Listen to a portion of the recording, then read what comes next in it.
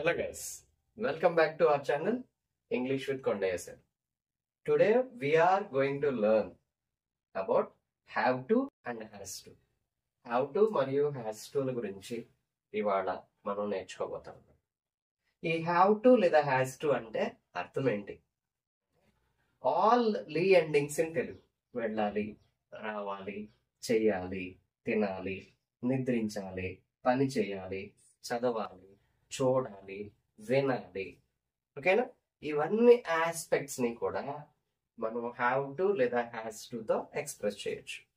ఏ sentence అయినా లీతో end అయితే గనుక దాన్ని మనం ఈ ఎక్స్ప్రెషన్స్ ద్వారా ఇంగ్లీష్ లో చెప్పొచ్చు అనమాట. I have to go, I have to finish, I have to attend, I have to eat, I have to prepare, I have to involve, I have to engage. ఈ విధంగా ఓకేనా?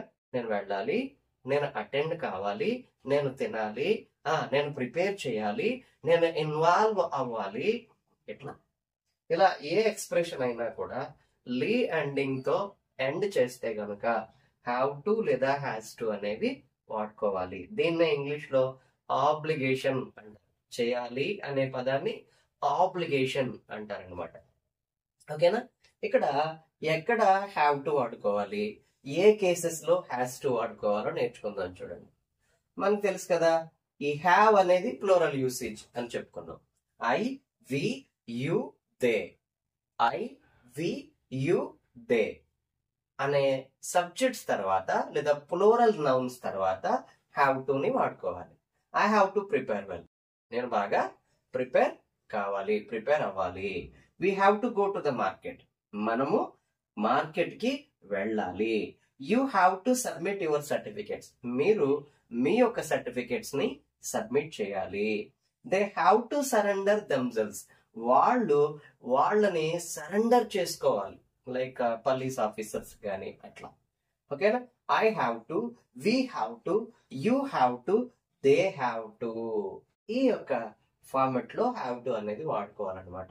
Children have to, girls have to, men have to, people have to, boys have to. అట్లా plurals అన్నిటికీ కూడా have to అనేది మాత్రమే వాడాలి. మరి హ్యావ్ టు తర్వాత ఏ వెర్బ్ వాడాలండి? Have to prepare, have to go, have to submit, have to surrender. ఏ వెర్బ్ అండి ఇది? Only V1 form of the verb మాత్రమే. V1 form of the verb మాత్రమే అన్నమాట. ఓకేనా? Have to go, have to surrender, have to play, have to enjoy, have to involve, have to cheat, have to make. ఇట్లా have to or has to plus V1 మాత్రమే వాడుకోవాలండి. మరి has to ఎక్కడ వాడాలి? మనకు తెలుసు కదా, హీ, షీ, ఇట్ తర్వాత does form వాడుకోవాలి లేదా హ్యాజ్ ని వాడుకోవాలి. హీ, షీ, ఇట్ తర్వాత డస్ ఫార్మ్ వాడుకోవాలి లేదా హ్యాజ్ ని వాడుకోవాలి. చూడండి, he has to make me happy. He has to make me happy. అతను నన్ను హ్యాపీగా ఉంచాలి, హ్యాపీగా చేయాలి. That she has to concentrate on it. ఆమె దాని మీద కాన్సన్ట్రేట్ చేయాలి. ఏదైనా నేర్చుకునేటప్పుడు వాటి మీద కాన్సన్ట్రేట్ చేయాలి, లేకపోతే నేర్చుకోలేము. It has to clear the problem. System ఉంది, కంప్యూటర్ ఉంది, మనం ఏదైనా ప్రాబ్లం ఇచ్చాము, it has to clear the problem. It has to clear the problem. The government has to clear the problem. The government has to clear the issues. The government has to support the youngsters. The government has to provide many jobs. ఇట్లా అన్నమాట. ఈ విధంగా have to లేదా has to అనే దాన్ని చక్కగా మనం English లో వాడుకోవచ్చు అనమాట. మనం హ్యావ్ ఆర్ హ్యాస్ యూసేజ్ చూసాం. Will have or shall have, may have, must have, would have, should have, could have అనే ఫామ్ చూసాం. వాటికి మరింత ఎక్స్టెన్షన్ హ్యావ్ టు లేదా హ్యాస్ టు యొక్క యూసెస్ కూడా ఇక్కడ మనం చూస్తా ఉన్నాం. ఎక్కువగా ఇంగ్లీష్ లో, స్పోకెన్ ఇంగ్లీష్ లో ఒరే అక్కడికి వెళ్ళాలి, ఒరే అవి తినాలి, ఒరే అవి చెయ్యాలి, ఇలాంటి విషయాలన్నిటికీ ఎక్కువగా పీపుల్ వాడేటటువంటి ఎక్స్ప్రెషన్ ఇవన్నమాట.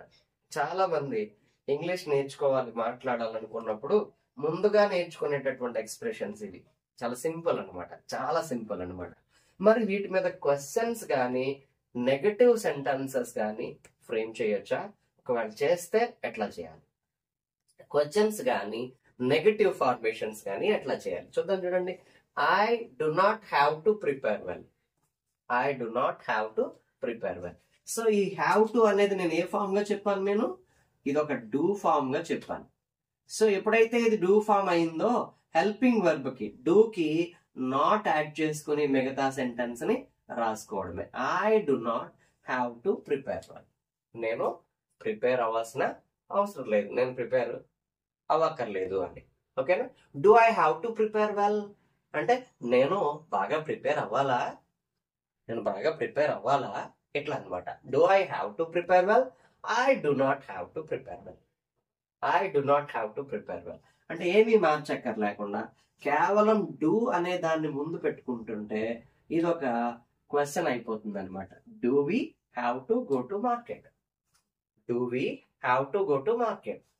I do not have to go to market or we do not have to go to market, అట్లా అనమాట. ఓకే, సో తర్వాత చూసుకుంటే we do not have to go to market, do we have to go to market? Do we have to go to market? మిగతా చూద్దామా? You have to submit your certificates. You do not have to submit your certificates. ఓకేనా? You have to go submit your certificates. ఇక్కడ do not వాడుతున్నాం. You do not have to submit your certificates. So do you have to submit your certificates? Become a question. Do you have to submit your certificates? Become a question. Okay, they have to surrender themselves. They do not have to surrender themselves. They do not have to surrender themselves. Do they have to surrender themselves? Do they have to surrender themselves? Like that. Okay, they do not have to. Do they have to? They do not have to. Do they have to? You do not have to. Do you have to? We do not have to. Do we have to? I do not have to. Do I have to? ఈ విధంగా negative లేదా interrogative formations ని, questions ని కూడా చక్కగా frame చేయొచ్చు అనమాట. మరి ఇక్కడికి వచ్చేటప్పటికి హ్యాజ్ అనేది మనం ఏ ఫామ్ గా చెప్పుకున్నాం? ఒక డస్ ఫామ్ గా చెప్పుకోవడం జరిగింది. మరి డస్ ఫామ్ మీద క్వశ్చన్ ఎలా ఫ్రేమ్ చేయాలి? He has to make me happy అంటే హ్యాజ్ లో ఏది హెల్పింగ్ వర్బ్ అంటే డస్. డస్ అని బయటకు తీసుకురండి. He does not have to make me happy. He does not have to make me happy. నేను ఆల్రెడీ నిన్న ప్రీవియస్ క్లాస్ లో మీకు చెప్పడం జరిగింది. Has minus does is equal to have. Has minus does is equal to have అంటే has లోంచి does ఎప్పుడైతే బయటకు వచ్చేస్తుందో హ్యావ్ మాత్రమే ఉంటుంది. ఓకేనా? డూ ఫామ్, బేస్ ఫామ్ మాత్రమే మిగులుతుంది. So he does not have to make me happy. అతను నన్ను హ్యాపీ చేయాల్సిన అవసరం లేదు. He does not have to make me happy. Does he have to make me happy? అతను నన్ను హ్యాపీ చేయాలా? Does he have to make me happy? అతను నన్ను హ్యాపీ చేయాలా? She has to concentrate on it. She does not have to concentrate on it. She does not. Does బయటకు వచ్చేస్తుంది కదా. She does not negative కదండి. మరి ఇక్కడ ఏం మిగులుతుంది? Does not have to concentrate on it. ఓకేనా? Does she have to concentrate on it? This is the question. ఓకేనా? Does she have to concentrate on it? ఓకేనా? It has to clear the problem. It doesn't have to clear the problem. నేను చేసుకోగలను. It doesn't have to clear the problem. It doesn't have to clear the problem. ఇక్కడ does ని ముందు పెట్టేసుకుంటే does it have to? Does it have to clear the problem? ఈ విధంగా దీనికి negative చేయొచ్చు లేదా ఇంట్రాగేటివ్ ఫార్మేషన్స్ కూడా చేయొచ్చు.